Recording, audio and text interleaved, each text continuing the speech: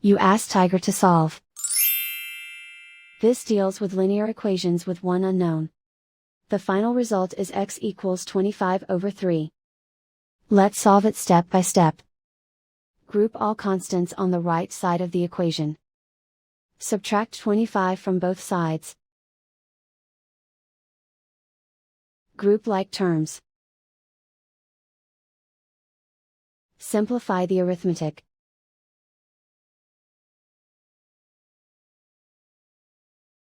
Isolate the x. Divide both sides by -3. Cancel out the negatives. Simplify the fraction. Cancel out the negatives.